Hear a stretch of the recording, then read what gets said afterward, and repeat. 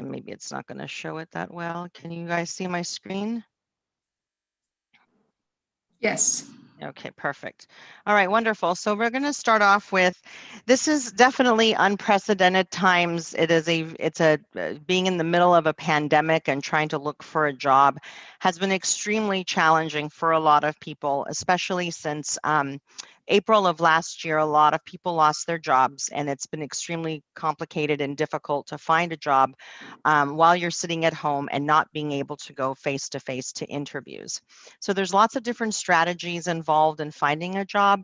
Luckily, the job market has picked up tremendously since the beginning of the year, and since the beginning of this month, it's unbelievable how many jobs are available with not enough applicants. So you should definitely, all of you, be applying for as many positions as possible. So let's go here. So we're going to start off our agenda with the first subject will be the job search, how to utilize the different job boards.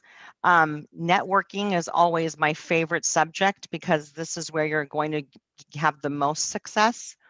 And then your resume, of course, and what does that look like, and being able to present yourself in front of a company.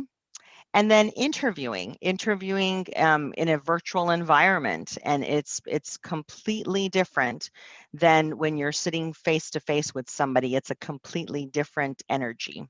And then again, and then at the end, salary negotiation. And I know we all would love to one day get to that piece of the salary negotiation. So we can get started. And if anybody has any questions along the way, please go ahead and ask. We can make this interactive.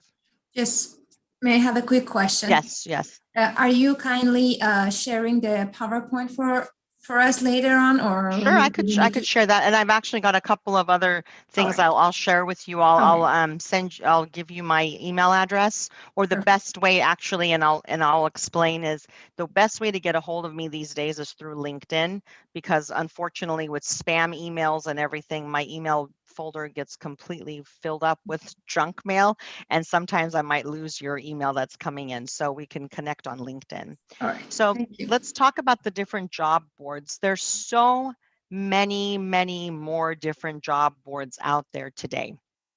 With the traditional ones that we've always used throughout the years are Indeed, Monster, Career Builder, ZipRecruiter, LinkedIn, but then there's also Dice, FlexJobs, Upwork, and Glassdoor. And I don't know if a lot of you are familiar with FlexJobs, but this is a website that actually they post remote positions. So right now with COVID, a lot of companies are now reconsidering their workforce. A lot of companies are now thinking about, is it better just to let people work remotely than it is to spend all this money on rent and office space and having people stuck in traffic getting to work? So this is a great resource. There's another website by the name of Upwork, and this is consulting jobs where you can take on small project work, and they pay you per project, or even some of them, I believe, pay per hour, but it's basically between you and the employer. There's no third party involved. I think my favorite job board to use, well, actually my two favorites, are LinkedIn and Glassdoor for those professions that are, let's say, engineers or higher level positions in a company, for instance, in marketing or sales. A lot of these really great positions you can find on LinkedIn and on Glassdoor. Any questions about the job boards? Okay. So one thing I really encourage all of you to do is to go onto LinkedIn and create a profile. LinkedIn is the most powerful tool out there right now in the job market. Almost every recruiter, every company that I know of has invested money in LinkedIn, where they all are searching for candidates on LinkedIn. I've added this link on here to how to create a profile. If some of you do not have a profile, I highly recommend that you create one. And please feel free to add me as a connection. I'll be more than happy to connect with you and we can communicate that way via sending you any documents or samples of resumes or samples of interview questions. The importance of LinkedIn is it's a place where you're going to be able to market yourself. You can go on there, create a professional profile, and then also notify people on there that you are looking for a job. So if you log in there, you can go ahead and it'll show you where to go to be able to let recruiters know you're looking for a job. So if any of you have a LinkedIn profile and you'd like to and you'd like to add me to your LinkedIn, I can take a look at it and give you some suggestions if you are open to it.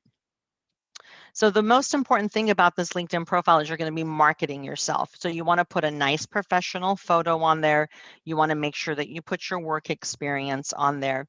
You want to go on there and you want to follow the companies that you're interested in. And the reason for that is, and also the groups you're interested in, when recruiters are looking for you, and they are looking for someone with your expertise, more than likely they're going to contact you if you are following their company.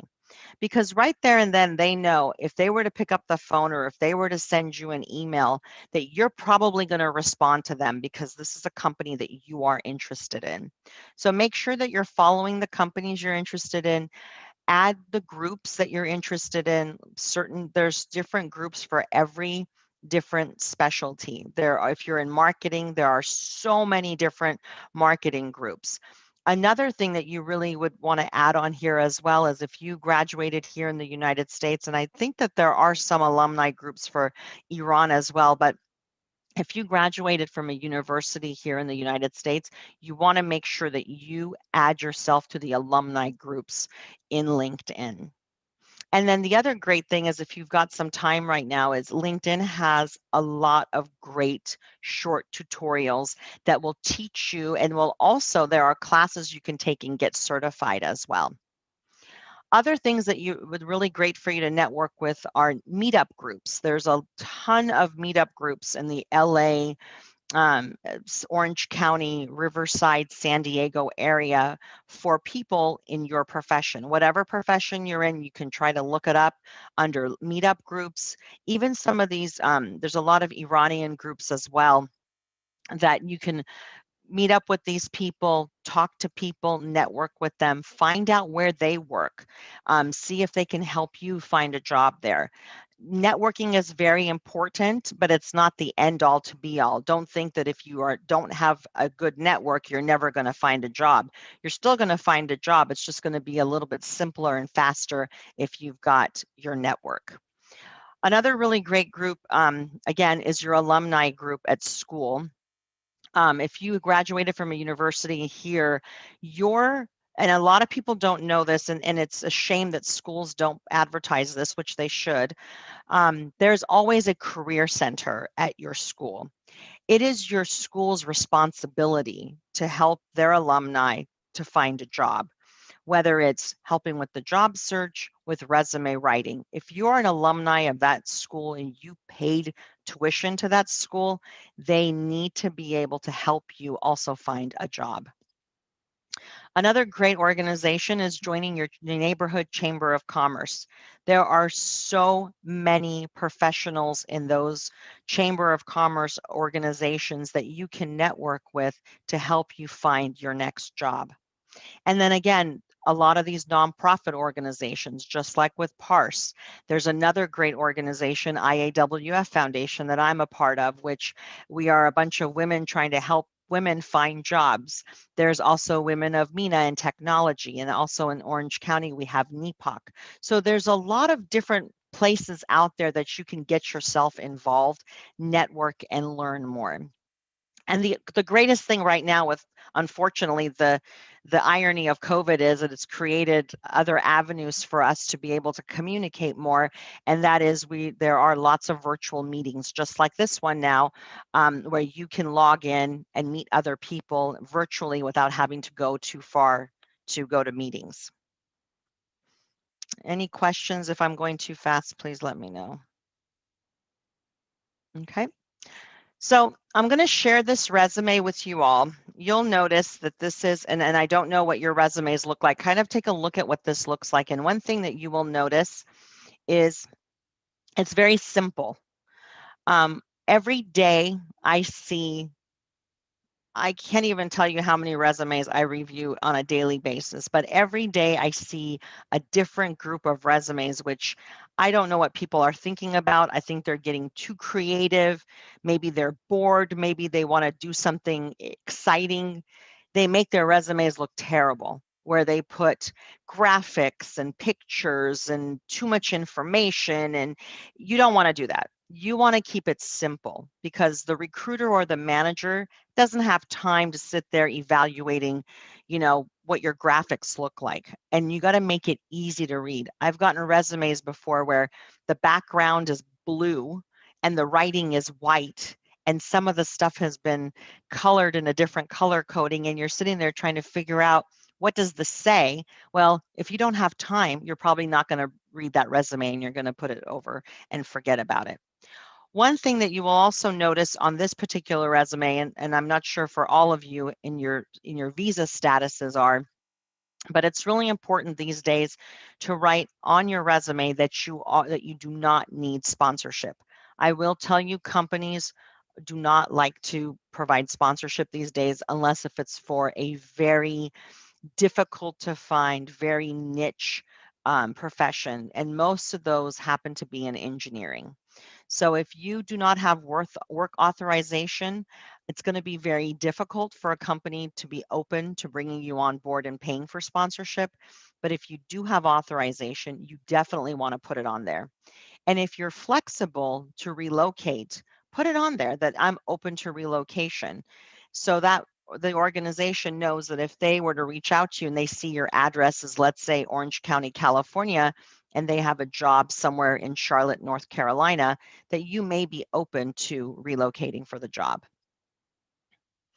Are there any questions on this? I know that this sometimes with resume writing and what is too much, what is too little, there's a lot of questions all the time.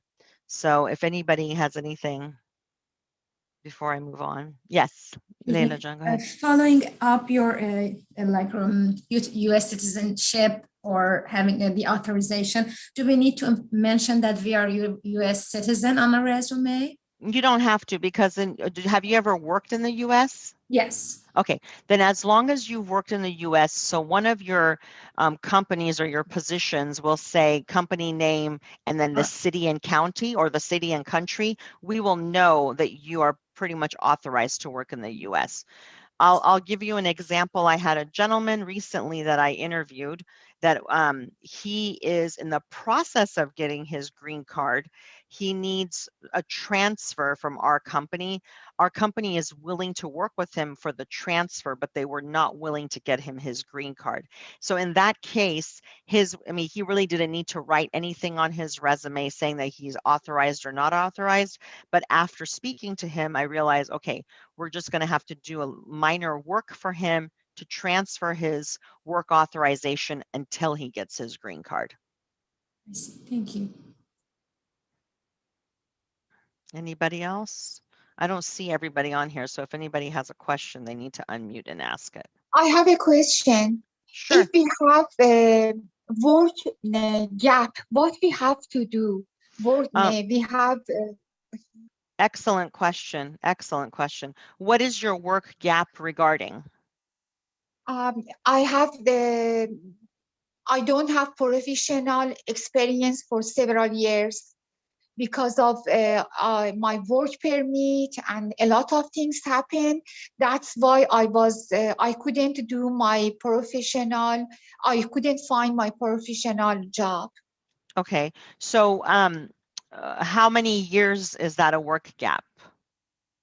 3 years. 3 years? Okay, no problem. You can write. So before that, were you in Iran and then you moved here?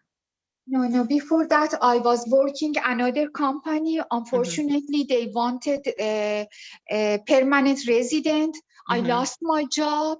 And then because of my work permit, it take longer for renewing, and I couldn't find a job. I had a lot of problem with my work permit. But Okay. right now I have this. Mm-hmm. I can renew it very easily. But the problem is I am very far from my professional job and nobody accept me. When I am going to LinkedIn, there is nothing I put in this site. Okay. I would say, okay, why don't you do this? Add me to your LinkedIn, and then when I send you, then send me your resume and let me take a look at it, but that's fine. Gaps are perfectly fine to put on your resume. And so when you do have a gap in your case, you would want to put down between whatever date you left to now, or whatever date you left until you got your permanent residency, that you could say, what is it? Application in process for permanent residency, or application in process for work visa. And then you can say, that, that you now are authorized to work in the US. So in other cases as well, and I love this question about the gap, because I feel a lot of people, when they fill out their resumes, they don't put information about the gap. So what happens is we see resumes of people where they've been working, let's say 15 years, they've been out of school for 15 years, but if you look at their resume, they worked at a company for 3 years, then there's a gap. And then they worked at another company for 5 years, and then there's a gap. And then they go and they work at another company, and now they're out of a job. So when I look at this resume, I think to myself, so what's going on with this person? Why are they constantly having gaps? Are they just somebody who works for a period of time, gets tired, quits for a while, and then goes back to work? Or is this a real reason? And these are the reasons where they absolutely make sense. We have reasons of, sometimes moms have children and they want to stay home and raise their children. That is perfectly fine. Employers love that. So you're going to write on there that, stay at home mom between this date and this date. Then you go to your next job. Then you have another gap. Then God forbid something happens in your family. You have a family member that's ill and you have to take time off to take care of them. You can write on there, taking care of an ill family member between this time and this time. So when you send your resume in, the recruiter and the manager is looking at your resume. It's telling a story of your work history. It's telling a story. Some of you might have gaps because you moved here from Iran and you're still, and you're getting acclimated with this country. You're moving your family. You haven't really been able to settle down yet, but now you're ready to look for a job. You can say on your resume, relocated to the US. It's perfectly fine. And if in the beginning we don't have, when I came to United States, I didn't have a good job. First, I worked without a work permit, and a lot of things happened. Many years, unfortunately, I was not very lucky. So, but I did my best in any job that I had. But different job that they are not related to each other, but I am a professional person, very professional. Is it not good I tell about myself, but whenever I work somewhere, I see that I can do everything. What is your specialty? What do you do? I am quality control, but before I was working for nuclear power, and also I was I was safety expert. I know everything about safety from beginning. That now and standard, everything. Do you have an OSHA standard certificate? Um, OSHA? I in the past 50 units about safety in Vienna and Romania and Russia. Okay. Add me to your LinkedIn, and I'll accept your invitation, and then you can send me your resume, and then maybe next week sometime we can set some time up and I can call you and we can go over some ideas. How does that sound? It's very good. If I have your email address, I Yeah, send if you you. have me, do you have a LinkedIn, you said, right? Do you have a LinkedIn account? Yes, I have Okay. this, but it is not good. It is not, it is old information, very old That's information. okay. That's okay. Just go through LinkedIn, add me on LinkedIn, and that's the best way right now to get a hold of me. To just add me as a, on your network, and we will communicate that way. Okay, Okay. thank you. It's excellent. Thank you very much. Okay, good. Okay. And then so as you see this resume here, one other thing that you will notice on this resume is I don't have there's no address on here, just a city and a state. If you are posting your resume on any job board, you do not want to put your street address on your resume. Make sure you take it off and do not put anything else other than the important information that's needed. And let me just show you this resume as well. This is a little bit less complicated.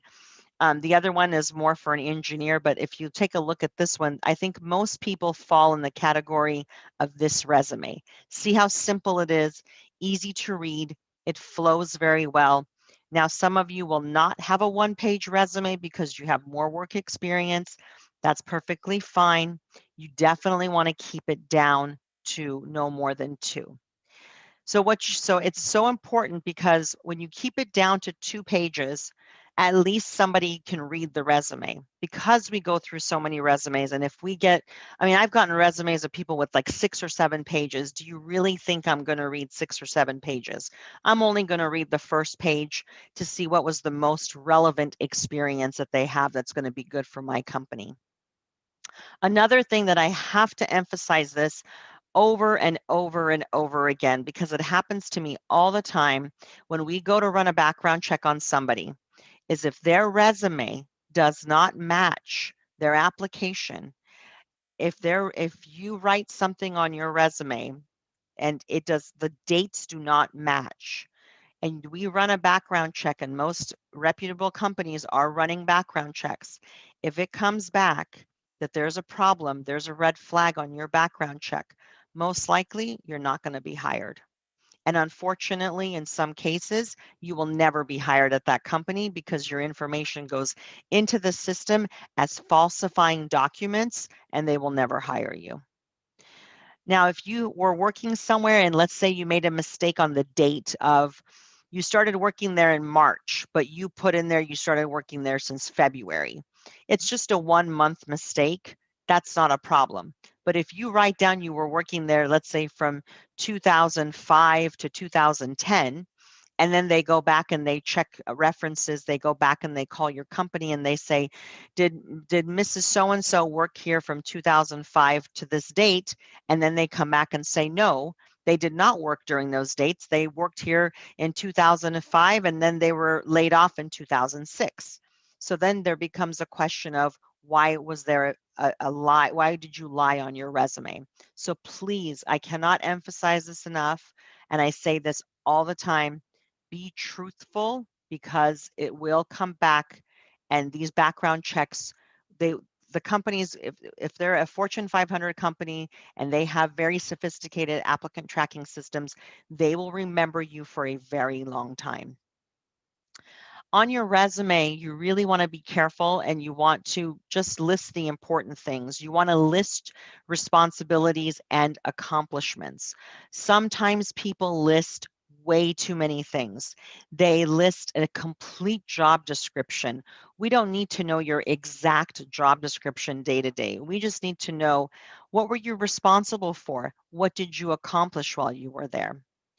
And again, include your contact information, but do not include personal information. You will be amazed if I tell you how many resumes I've been seeing, especially resumes that are from Europe. I do a lot of recruiting in Canada as well, and a lot of people are immigrating to Canada right now. And so when they're applying to jobs, they are including their age, their Canadian ID number, how many children they have, how old they are. You do not put those things on a resume. You do not put a picture on a resume. Make it simple, make it clean, make it concise and easy to read. Um, Include your closed and contract companies on your resume. I'm sure there's a lot of you out there that have worked in companies that are no longer around. They either, shut down, they went bankrupt during COVID. So many businesses went out of business. You should write on there in parentheses, company closed, or a company was sold, or this was a contract role, especially some of you, if you have a resume where you're changing jobs every 6 months or every 9 months.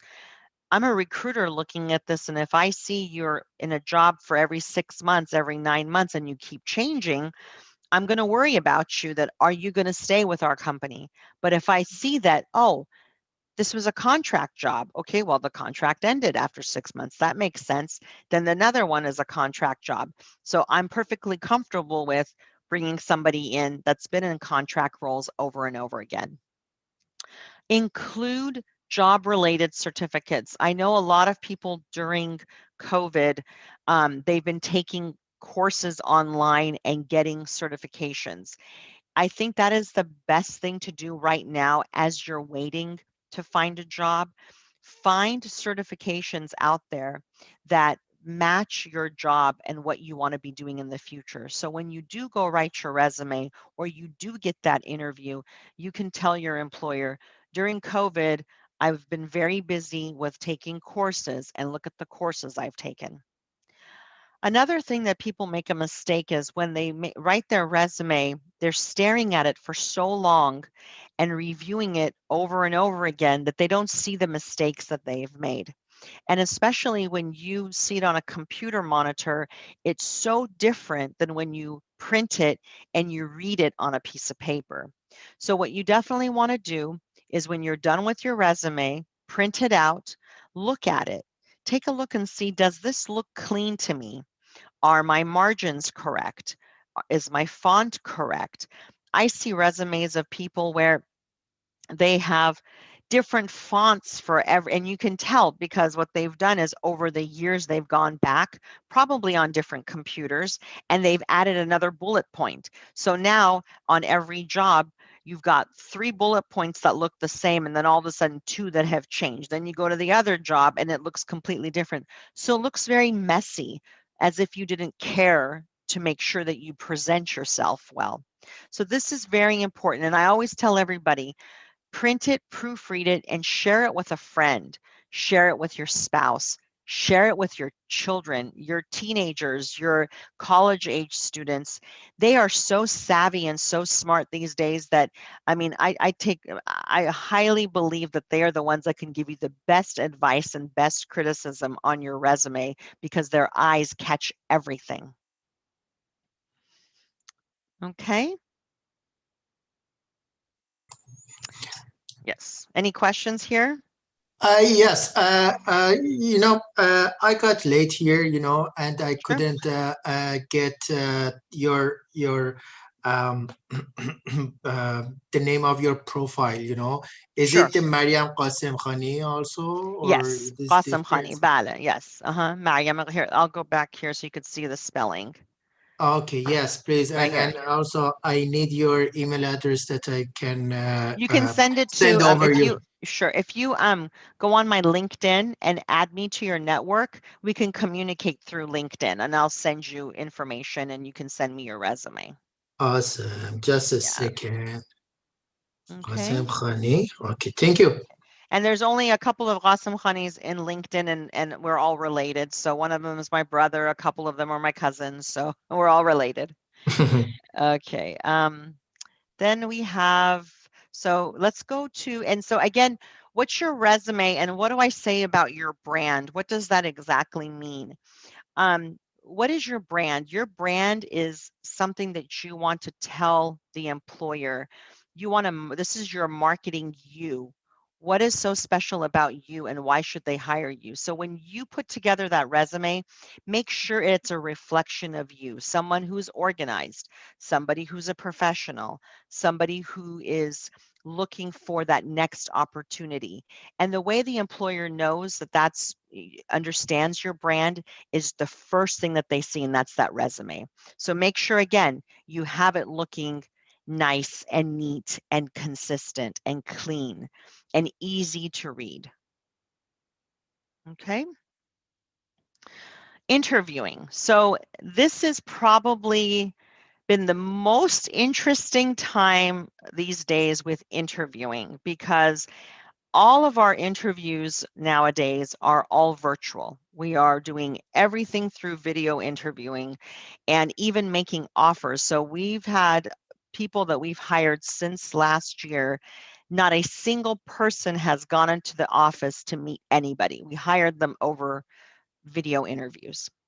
So, and these are some of the things that unfortunately with video interviews, you run into a lot of more technical issues, and sometimes that can become a reason why they don't hire you. And because I'm on the calls after a candidate has interviewed, I hear what managers say, and the things that they say, they make sense, but sometimes they're a little bit difficult to, they're a little harsh. So I always go back and I say, well, put yourself in their shoes. Maybe they don't have a laptop. Maybe all they had was an iPhone.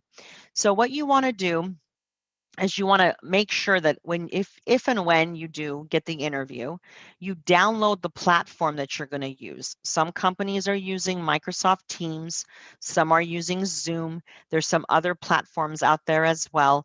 Make sure that you download the platform way in advance of the interview, because the worst thing you could do is 5 minutes before your interview is to try to download something and it doesn't download and the system crashes. So if you download this, if you try to download the platform and it's not working, you can reach out to the recruiter or whomever scheduled you for the interview, let them know that you're having technical difficulties, and they can log in and help you before your interview. So please, I cannot emphasize this enough. Be well prepared. Download the platform way in advance. Make sure everything is working, because there's nothing worse than 5 minutes before the interview, you end up canceling the interview or asking to reschedule because you're having technical difficulty. Now, sometimes, unfortunately, there will be technical issues. Internets go down. Just a few months ago here I was working in the middle of the day, all of our electricity went out. So things happen, like things that are out of our control. But if you can do anything and everything in your power to be prepared, you need to do it. Another thing that's very important, and I always emphasize this, is practice with your friend or your family member. Send them an invite to log in to a video interview with you. When you sit there, check your face. See how well you look on screen. See how well your face looks on the computer monitor. Check the lighting. Check your surroundings. Make sure you don't have any distractions around you. One thing I highly recommend, because you're sitting in an office setting, you may want to put a background. I mean, if you see my background right now, that is not my home. That is a fake background.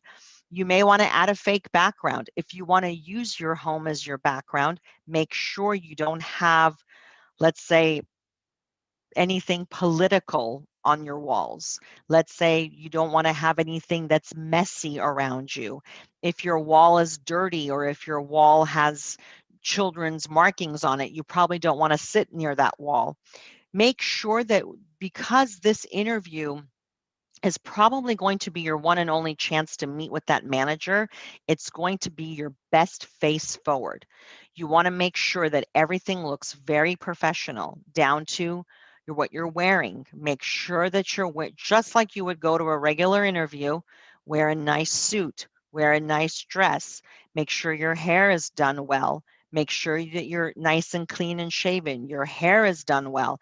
These are all very important, because it's even more difficult now during this virtual interview environment that you show the best face forward that you can. I'll give you an example of what recently happened. Is I'm still shocked, because I cannot believe people that have been interviewing for years and years would do such a thing. During Christmas time, we were interviewing quite a few people, and I had a few candidates that were amazing candidates for great backgrounds. When I interviewed them, I thought for sure they would get the job because they were so good, and my managers were very excited about them. And you won't believe what they did. They accepted the interview. One of them was sitting in the middle of the mall during Christmas time and took his iPhone out in front of a Christmas tree with kids running in the background, and he did his interview. Another woman was out in Palm Springs golfing, and she took the interview on her iPhone while she was golfing. I don't care how great of a background you have. I don't care if you are the best candidate. We can't find anybody like you ever. I can guarantee you're not going to get the job because it shows you didn't care. You didn't care. You didn't have respect for the manager that was interviewing you. You didn't have respect for the job and the company you were interviewing for. So please make sure that you're prepared. When you do get online to do the interviews, get rid of all your distractions. Again, make sure your children are in another room. If you have pets, close your door. Don't let your pets in. If you have other things open on your computer where you're going to be distracted, shut it down. If you have your phone next to you, just like my phone was over here ringing like crazy and it was distracting me, you want to make sure that you don't have your phone near you to make sure that you give your undivided attention to that manager that's interviewing you. Another good thing that you should be practicing, and this is the only way to do it, is if you have a family member do this with you, is make sure that you have good eye contact. Don't keep looking down. And I have this tendency to always look in the camera, but then I'm looking way up here and it doesn't look great. So I should be looking straight. But practice looking at the monitor, full eye contact. We had an incident where, again, a candidate was fantastic and we were interviewing him, and I had 6 people interview him, and all 6 people said one thing, which was terrible because no one talked about how great of a background this person has, if they're able to do the job, if they're capable to do the job. All they could talk about was, oh my God, I could not see his face. All I could see was his forehead, because he had his laptop open and he was staring down like this, and the camera was just focused on his forehead. And it was a shame because this candidate would have been incredible, but because of the way he presented himself and he distracted the rest of the team, they didn't make him an offer.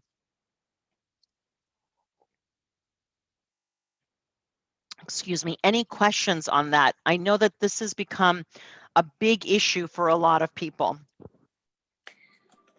May I ask you if our English, we do not speak very well in English, what will happen? We lost the case?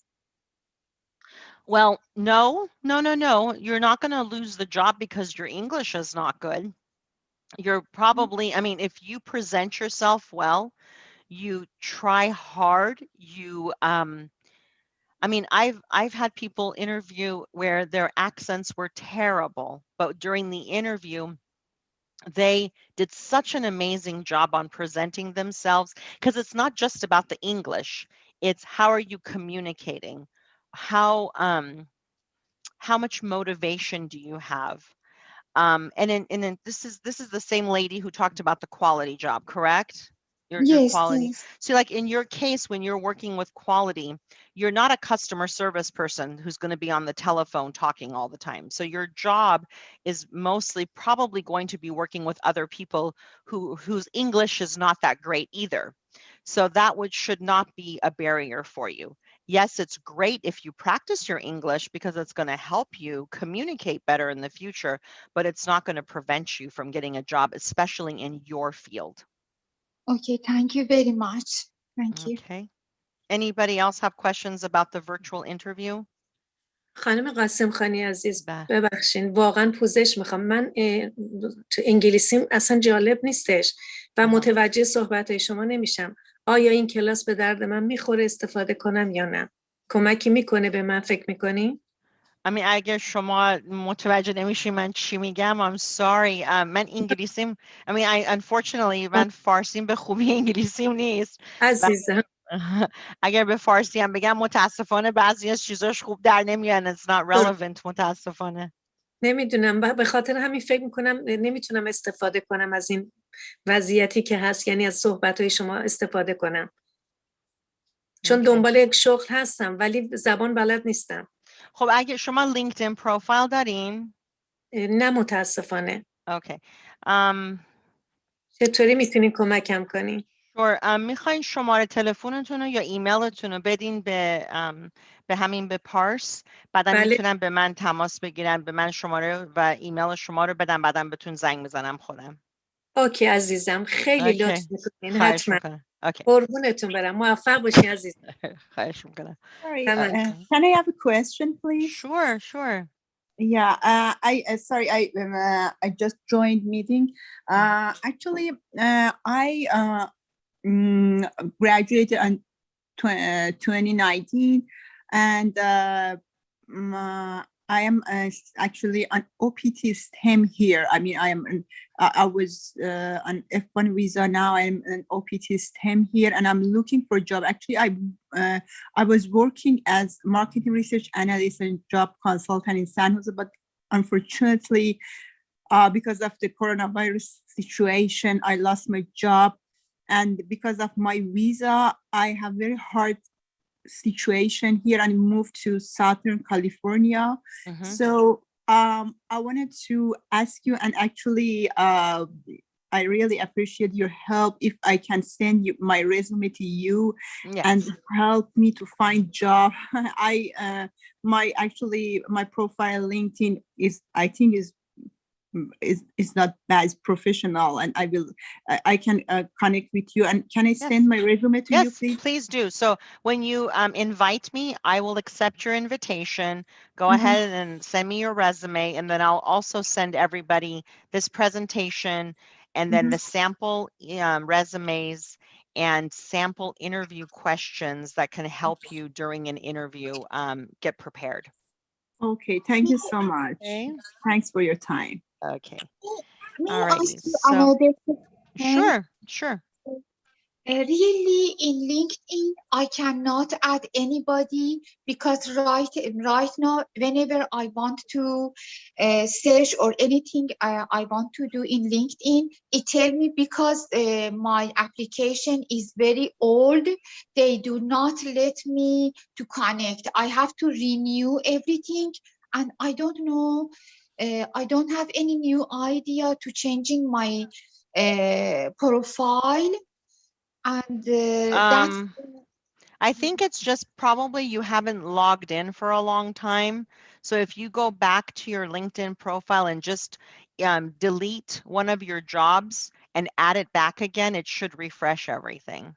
But if you're still having a hard time, share your information with Parse, and then they could send it to me, and then I will contact you directly. Okay, thank you very much. Thank you so much. Sure. Okay. Any other questions? We're going to continue with interviewing. So we talked about the technical piece of it because usually, I mean, especially in nowadays, because everything is virtual, it's a little bit different, but you still have to take this as serious as a face-to-face interview, even more serious because you have to put a better face forward. Now, during the interview process, that's another subject as well, and that is how to prepare for your video interview. And it doesn't matter whether it's a video or an in-person interview, there's a lot of steps involved in the interview process. And one of the things that's most important is researching the company. If you're not doing research on the company that you're working for and you go to the interview and the manager asks you, so tell me, why are you interested in working for my company? And you don't have a good reason why you want to work for them, it's going to be very difficult to keep them motivated for the rest of the interview. So when you are researching the company, read about what they do. First of all, first and foremostly important is understand what the company is doing. What are they a manufacturing company? What do they make? Who are they selling to?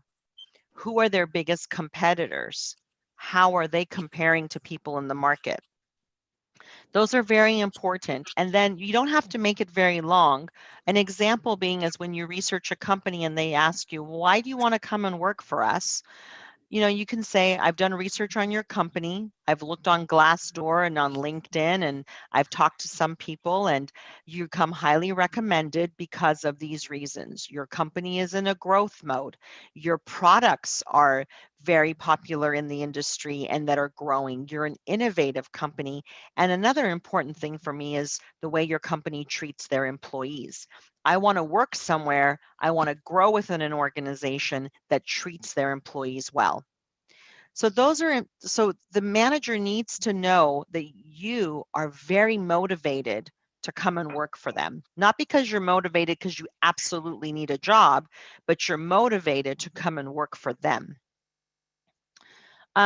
Another thing that's important, and I'll share this with everybody, whomever wants to add me to LinkedIn, is I'll share some behavioral-based questions with you. These are questions that they're going to ask you scenarios about. So tell me about a time where you had to deal with the difficult situation and how did you deal with it? Well, you just can't say, I'm very good at handling difficult situations.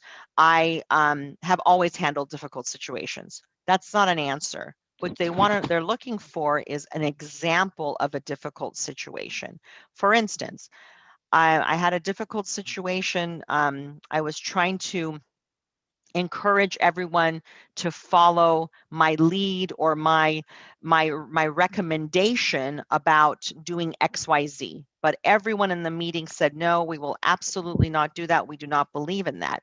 So I took that difficult situation, and what I did was I turned around and I showed them examples of why we should do it. I showed them example A, example B, example C. And once I presented my examples, then I got everyone's buy-in and we were able to work together as a team. So you have to give examples and not generalities. Another question is, think about questions to ask the person interviewing you. Usually at the end of an interview, the manager will ask, do you have any questions for me?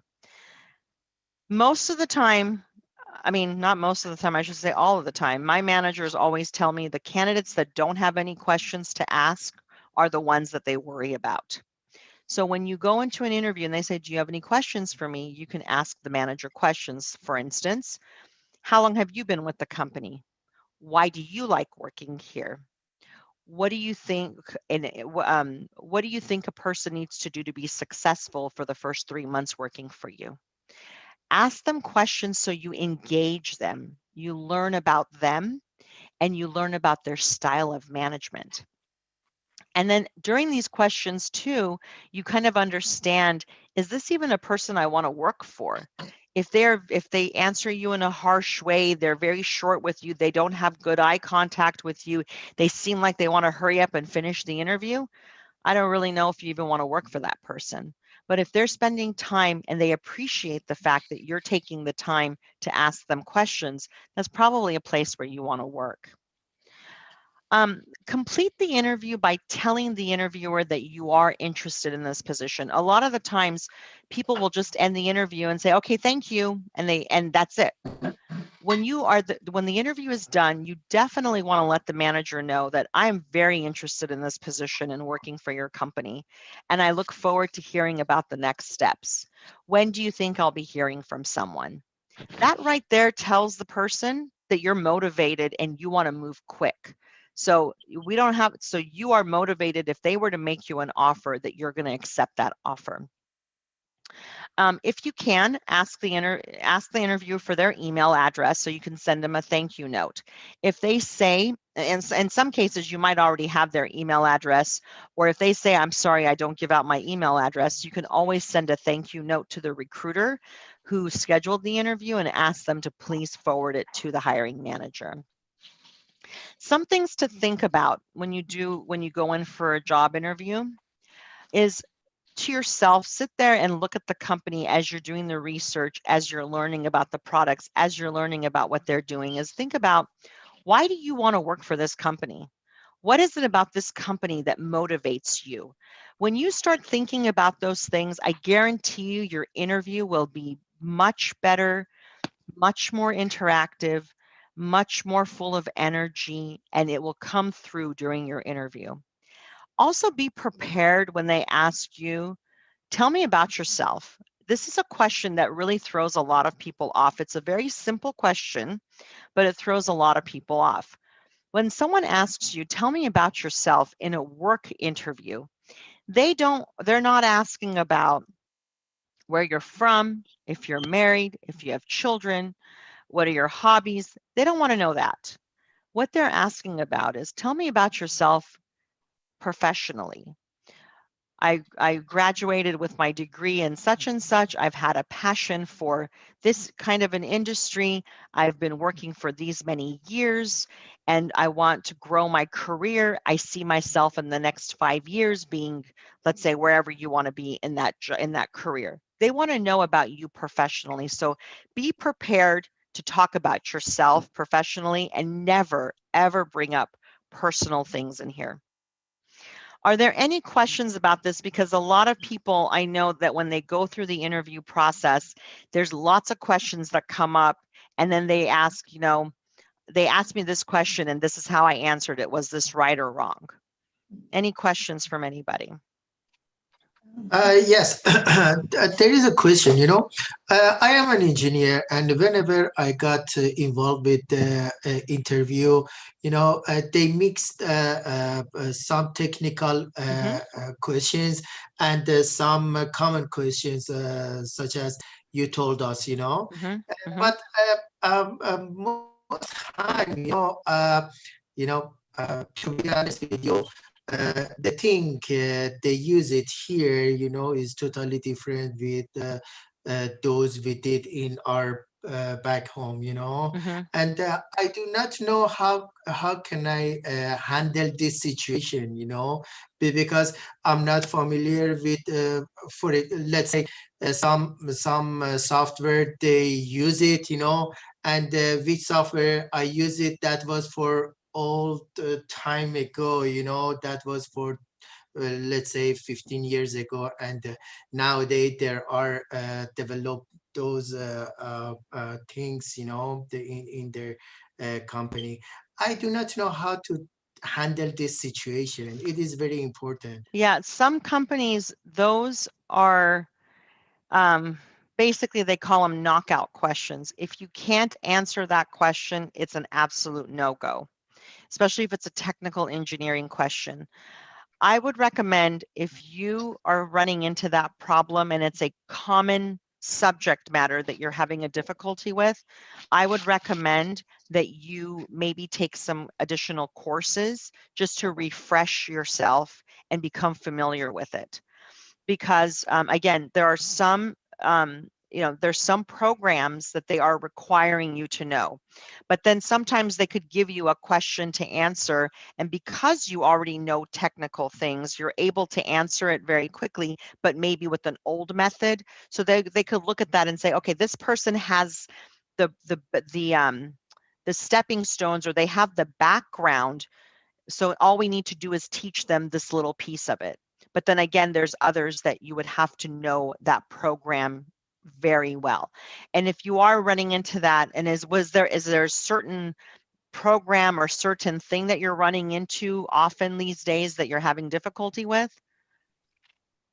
that you can maybe take a class or get a Yes, definitely. I have that problem also, because whenever I'm going to take some of them, and I could find a lot of things, and their name was the same, and I do not know which one is good for that job, because I'm trying to find a job in different position, because I do not know my situation is overqualified for that position, or no, I have to get the better position, yeah. To find out which job or which position is fit on me is my problem, because I couldn't handle or rectify my resume with that job.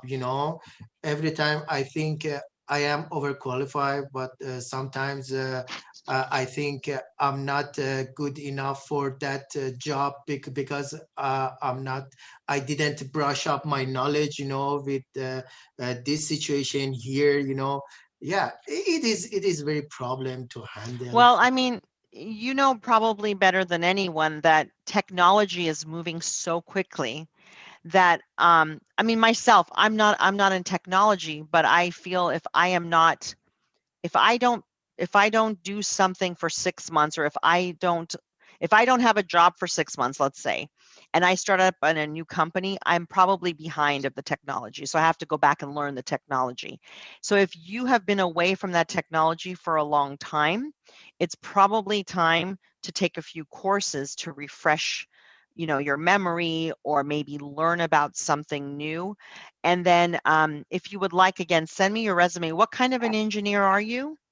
I am mechanical engineer, and when I saw my LinkedIn, I found out I am connected with you.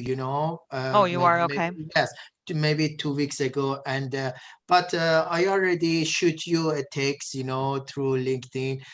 You can find out it is me. My name Okay, is sure. Hamid. Yeah, yeah, Sure. and I'm gonna be connect with you, and to be honest with you, so far I could get a lot of interviews, but I Good. couldn't get any opportunity to work. Yeah. Have you thought about taking on temporary work, contract work? I am open with everything. I'm very Hmm. open with that, but And I are couldn't. you looking for, like, are you researching contract work, like on LinkedIn, on Indeed, on different job boards? uh, yes, I did, but yeah, unfortunately I couldn't so far. Okay. Okay, well, let me take a look at your resume and we can talk about that later. I think there was somebody else who had a question. Okay, Is there thank you. someone else? Sure. Leila. Yes. Okay. So, back to your interview question. Mm-hmm. Once they are asking about the minimum wage expectation, Mm-hmm. what would be the best answer? Answer? Yeah, because Okay. it feels uncomfortable because you have some expectations, but Yes. you don't know whether this is a right Sure. yes to tell them. Sure. That's always a very good question. So let me go ahead and go to my next slide. So this is our salary negotiations, and I hope all of you get to this point where you're going to have so many offers that you don't know what to do and you have to negotiate. So I pray for all of you for that. So for salary negotiations, so what's important, in my opinion, and if you talk to a lot of other people, and when you go into a job opportunity, it's not all about the money. It's not all about the base salary. It's the whole package. It is the work hours. It is the expectation to be in the office. Is it a remote position? Is it working from the office? Do they offer benefits? Do they offer a bonus structure? There's a lot involved. So if they ask you what are your salary expectations, the best thing to say, and I would say that you should be doing your research. So the company you're going into, you want to do some benchmark research on Glassdoor, PayScale, Indeed, LinkedIn. So if you go into Glassdoor and you research the company, you can pretty much find out on average how much they're paying somebody. Sometimes they'll be a little bit off, but in most cases they're pretty much plus or minus $5,000 to $10,000. If someone asks you what are your salary expectations, you could say I'm open, or you can say a number that you're thinking in your mind. Another thing you may want to ask them is, what is your range? And you can also say, what is your package? What is your benefits package? Because I'm not just looking at my base salary, I'm looking at the overall package.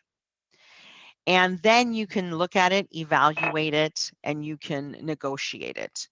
You can and then the other thing too is, and a lot of the times, and people that I talk to in these different organizations, I think the biggest takeaway for everybody on these calls that I do workshops for, not just, for these nonprofits, but also my university students, is be realistic about the job you're looking at. Be flexible, because remember this is not going to be your first and last job. This is just going to be a job for you to get the experience that you need to get you to your next job and your next job.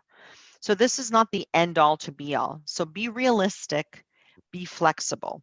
So if, let's say, for instance, you have 20 years or 15 years of experience, but this job really only needs somebody with 7, but they like you and they're hoping that you're going to take their job, you may want to just take the job. Yes, it's not going to be your ideal job. Yes, you may be overqualified, but at least it's a job to get your foot in the door, because I guarantee you, finding a job when you have a job already is a lot faster than finding a job when you don't have a job. Does that help answer the question, Leila June? Is that something? That's excellent. Thank you so much. Especially the options, different alternatives. I had no idea. Yes, there's lots. I mean, like if let's say, for instance, the salary is very low, you can ask them, say, would you be willing to let me work remotely? I will tell you, a remote job any day I would take and get less money for it, and I'm perfectly happy to take it, because I don't have to worry about getting in my car, driving to work, driving back. I have the comfort of having a 10-second commute. I go into my kitchen, grab my coffee, I'm behind my desk, and I'm ready to work.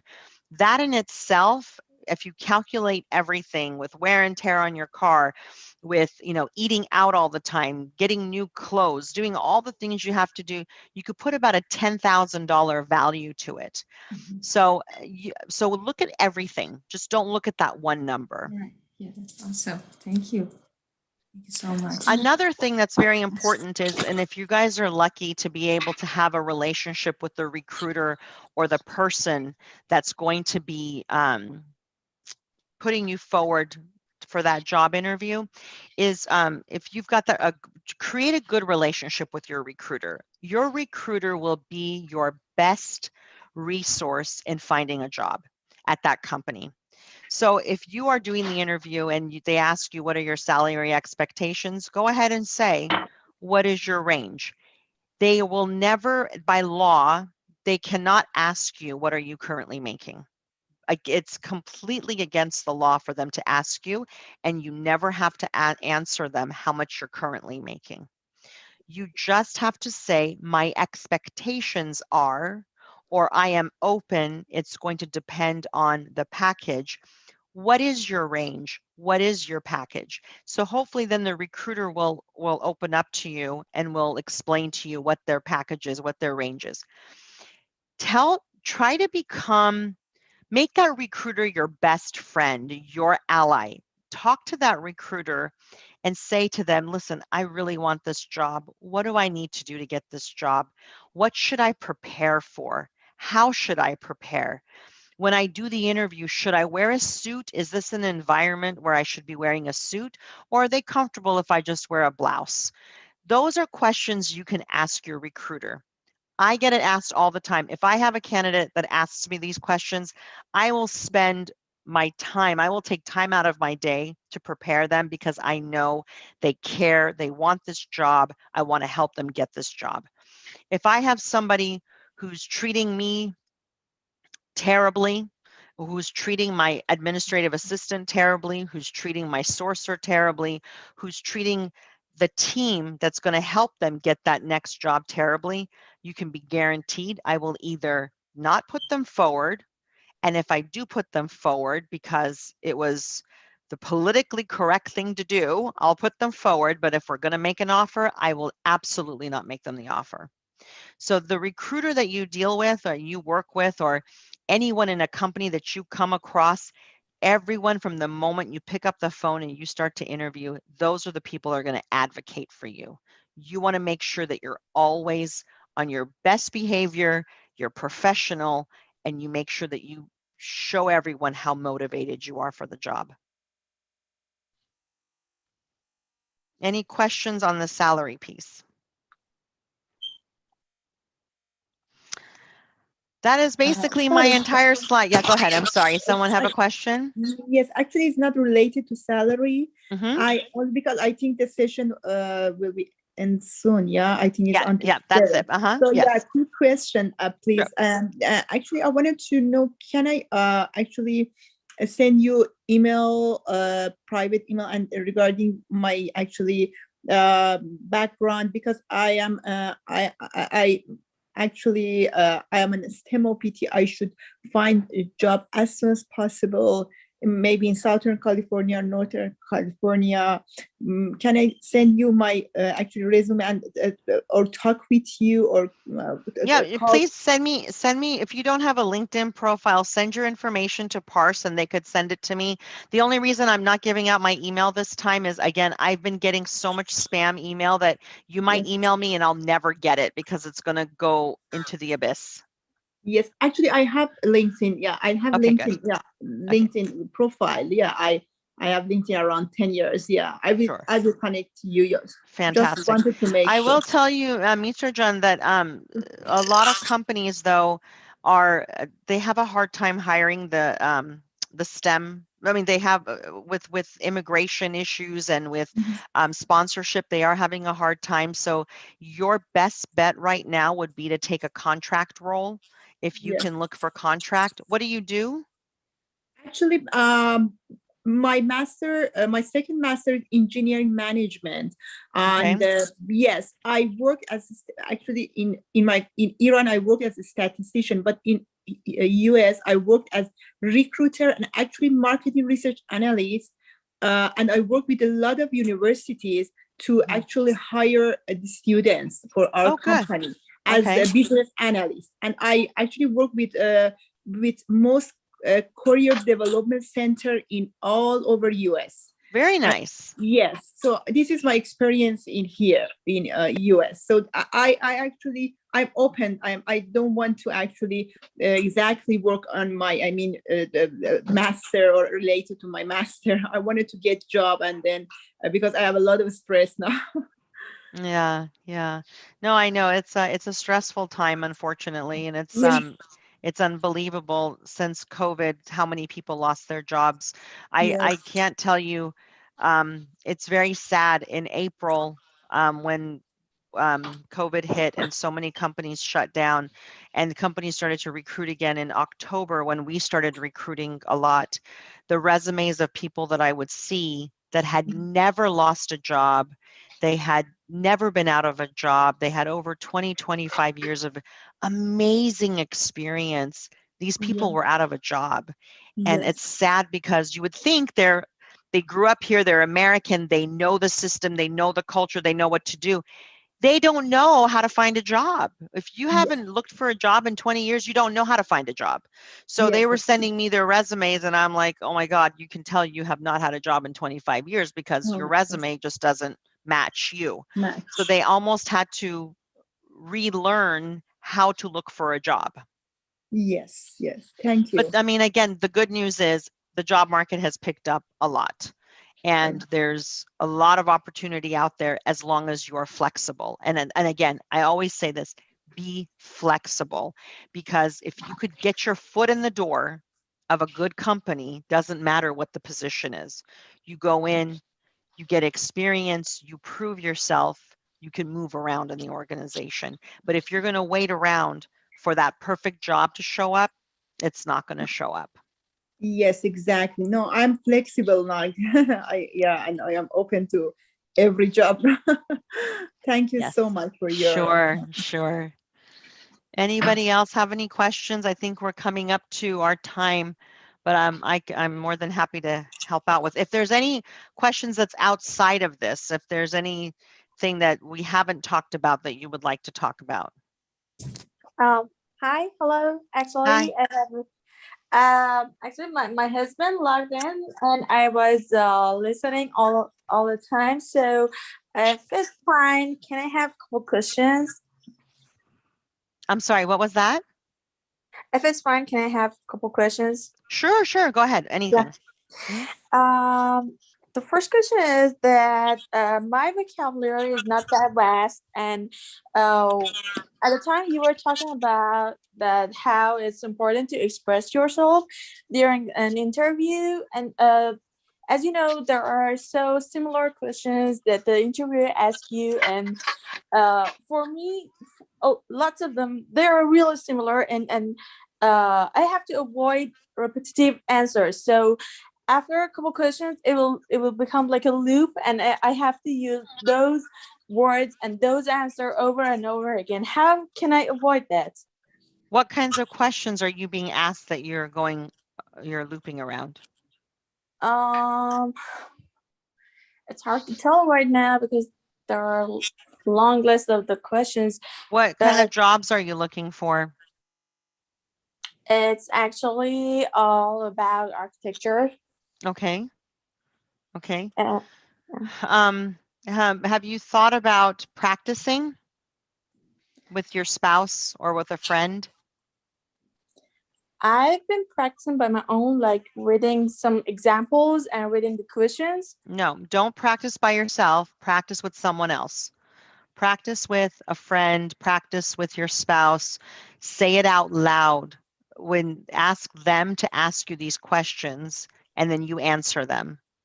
And when you are answering them, answer them slowly and answer them with purpose. So when they ask you, tell me about yourself, tell them about yourself professionally in just a few sentences. It doesn't have to be 10 sentences, just 3 sentences, 4 sentences on who you are. But I can't emphasize enough practicing. Now, you would think I've been in this profession for 16 years that I probably go into an interview and I never practice. You have no idea how many hours I spend practicing. If I have to go on an interview, how many hours I spend researching a company before I go on an interview. And it doesn't matter how many years of experience you have, doesn't matter who you are, what your profession is. When you go to an interview, you should always be practicing, always be researching, always be preparing, because if you go into an interview not prepared, it's going to be obvious that you didn't care. I see. Okay. And other question is I'm having is that I'm new actually to the US, so I'm having the kind of job that I'm just doing it for living, and it's far from my profession and my career and how I want it to be. So should I include this in my resume, or it would be preferred if I put just a blank gap? I wouldn't say put blank. I would say you could say working contract jobs. You can say that you are you eligible to work in the US, or do you need sponsorship? I don't think so. I don't think that. Do you have a green card? Yes, I have. I'm eligible to work, but I need some license to work in my specific profession. Okay, are you going to school for that? Not yet. Okay, then when you go to school, you can leave that blank, and when you fill out your resume, you can say you were in school. Okay, and they don't need the proof for that? Oh, yes, they're going to need proof. When they run your background check, they're going to check your certification, or they're going to check your education 100%.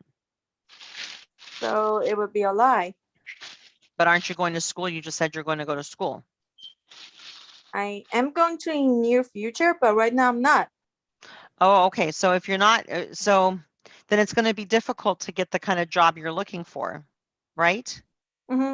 Exactly. Okay. So is it possible for you to go to school sooner? I will consider that. Yeah, because again, you're going to, as you talk about spinning around and around, this is exactly it. If you want to continue to do odds and ends jobs, that's fine. It's up to you. But if you want to go into your professional career of architecture and you know you need that certificate to get there, it's best to get it now than to wait. And right now is a golden opportunity to get it because you could do everything online as opposed to going in person. I get it totally. Yeah.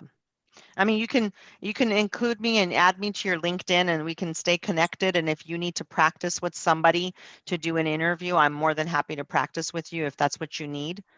So, Absolutely. okay. Thank you so much. And Okay. one last question. Just, I'm Yes. so sorry. I'm taking so No, much time. no, don't say sorry. Ask me. That's what I'm here for. Oh, thank you.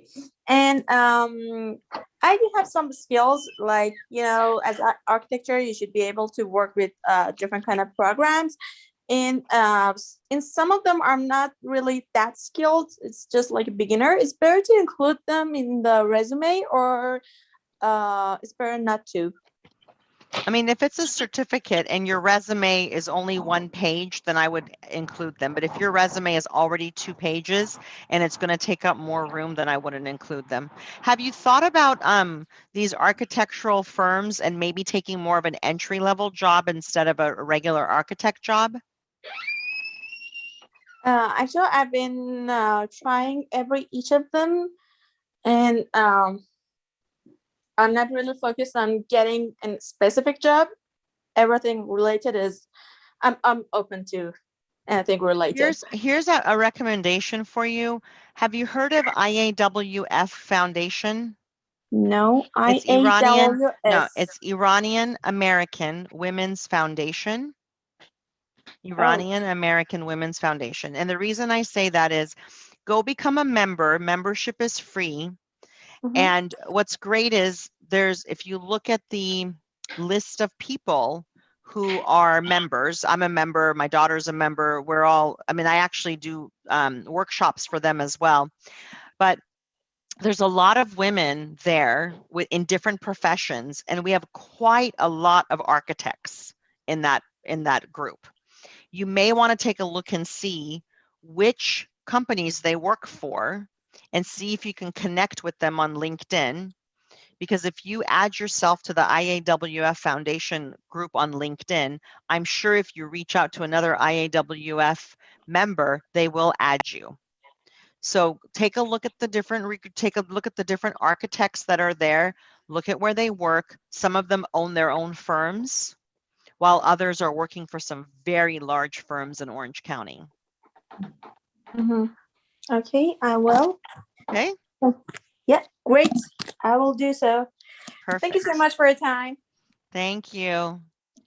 Any other questions? So, Sure. Go ahead, Leila. I'm so sorry. I think I No, had never say sorry, please. I Never. don't feel comfortable. So maybe it sounds very naive, this question, all the session. I wonder how we can find the best recruiter that fits what we really looking for. I have different certificates, experience, and considering the current situation, I wonder what to do, where to go, Sure. Let's say the best thing to do is on LinkedIn, you can search recruiter, put recruiter in the search, and then put the, let's say, profession you're looking for. And if you even Google search it, there are some recruiting agencies that just focus on that. When you're looking on LinkedIn or on Indeed and you're looking for jobs, there might even be some recruiting agencies that specialize in your field that are advertising jobs. The job may not be your ideal job. It might not even be anything you're qualified for, but at least you know the name of the company and you can try to reach out to them and have a conversation with them and let them know you're looking for a job. Okay, thank you. So, yeah. One thing I want to mention to everybody on this call is there's a lot of companies out there or people out there that are excited to take your money to help you find a job. Yeah, that's do not pay anybody to help you find a job. Don't do it. The only person you want to pay to help you is somebody if they need to help you write your resume. There's lots of great resume writers out there. They should charge you anywhere between $50 to $100 for a resume. Some may charge more, but if they're starting to charge you ridiculous numbers, that's not going to be good, because usually these people, they could do your resume very quickly for $50 to $100. Some cases, depending on recruiters that you work with, agencies that you work with, they will actually rewrite your resume for you. They have no problem doing that. They have actually, when I used to work in an agency, there was a girl that was our administrative assistant, and anytime I had a bad resume, I would say to her, you know what, can you redo this resume for me, make it look pretty, and then call the candidate, ask them a couple of questions and fill it in and make sure it looks pretty. And that was for free, because we wanted to advertise this candidate. We were going to make money off of this person, so we were going to put our extra effort in there. So again, job boards, do not pay for job boards. Do not pay anybody to help you find a job. Only resume writers. That's it. Thank you so much. Thank you. A question. Do I have to turn my LinkedIn profile to premium or no? No, That's fine. no, no. Mm-mm. You can leave it as the regular. You could, if you wanted to, pay a little bit more money, and you can actually send emails to people you're not connected to. They're called in-mail. You can send in-mail. But if you have a regular account, that's perfectly fine. You can try to add people. Lots of recruiters are open to adding anybody. I personally, I add everybody unless they're from India or from like Bangladesh or China or whatever. Like, I have nothing to do with those people. But if there's somebody in this country, there's somebody in Canada, I will always add them. Okay, thank you. Yeah, because I unfortunately, there's a lot of people out there trying to take advantage of people that are looking for a job, and they will make you pay. I don't understand how they do it, but they get people to pay them to help them find a job. So Okay, thank you. And let's go for the last question, because we are almost done with time. no, okay, that was fast. Okay, go ahead. Anybody May I- else a question? may I have a question? Sure. In LinkedIn, when we connect with someone, they Uh-huh. send us an email, but really I don't know how I answer them, because I don't want to straightly speak about I am looking for a job, and really I don't know what to do, and it takes time, and I lost the chance, because everybody tell me that it is not good when somebody send you an email in LinkedIn, you ask them I am looking for a job and I need, they send I don't know what I have to do. Someone is sending you an email asking you if you're looking for a job? No. They when I am searching before, when I search in LinkedIn, Uh-huh. find some company or some people who is working in some company that is interested to me, Uh-huh. that I send you a request, Uh-huh. and they send answer me. After that, I didn't know how to reply them, because everybody, when I straightly write down and I explain that I am looking for a job and I need a job and so on, they do not answer me. Yeah, a lot of the times they won't answer you. Sometimes they do.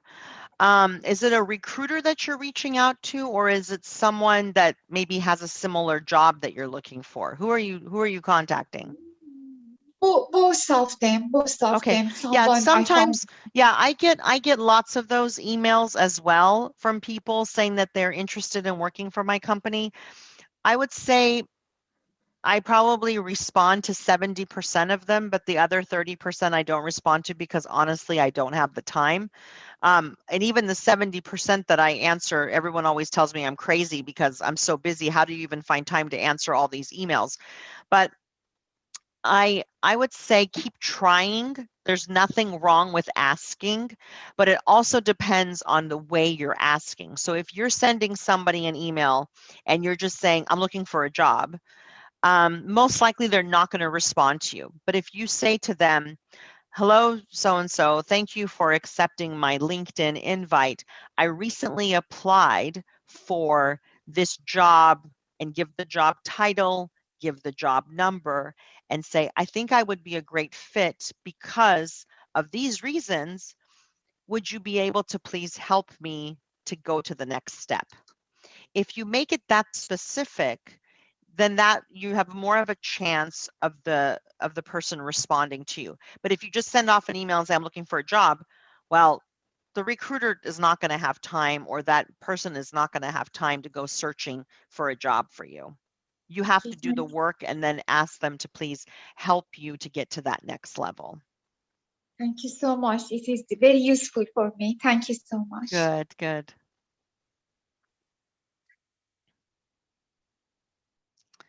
I think are we done, or can we answer one more question? Because I think, is it Masood? Masood, do you have a question? You have your hand up. Masood Yousufi? I guess he is the husband of the lady she was talking about earlier. Yeah. So, okay. The foundation that you referred to, sure. the nonprofit. Sure. IAWF. And then the F just says foundation. So IAWF. So it's Iranian American Women's Foundation. Okay, and men can join too. It's not just for women, but men can join too. I highly recommend that you join it. Again, membership is free. There's different types of memberships, but you can get the free one. And all this organization is a networking organization. There's nothing political. It's just a bunch of people trying to help each other out. That's all it is. Awesome. Thank you so much. Thank you so Sorry, much. can I have a very quick question? Sure. Yes, I wanted to actually make sure I know in my situation that I told you on STEM OPT, Indeed on LinkedIn, which of them I have more chance to get job? For contract, I would say Indeed, and also look at Workup. What was my thing again? Because I never use it myself. It is Upwork and Flex Jobs. Take a look at Flex Jobs as well. But if you look on Indeed, the good thing about Indeed is there's a section in there that you can also click on contract, and it will pull up contract positions. And luckily, right now, a lot of these contract positions that are temporary are also remote. Before, you would have to get up and relocate and go to like Seattle or Washington or Arizona or somewhere. You'd have to go and relocate for those jobs, but now they're allowing people to work from home. Okay, perfect. Thank you. Sure.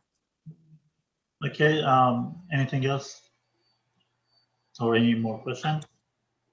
Okay.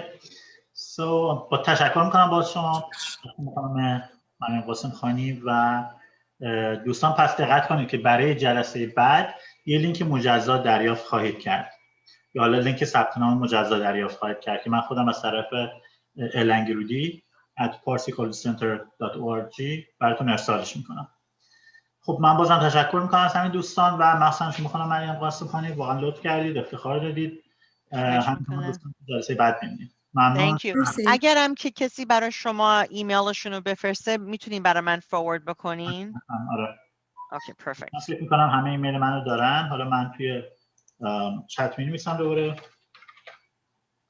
و اینکه وقتی هم که باتون کانکت میکنم من این رزومه هایی که دارم براتون میفرستم، این تمپلت ها رو، و اینکه اگر بتونین رزومه خودتون رو شبیه اون درست بکنین که وقتی که برای من میفرستین که قشنگ بتونیم نگاه بکنیم که کجاشو باید درست بکنیم، چجوری ترتمیزش بکنیم.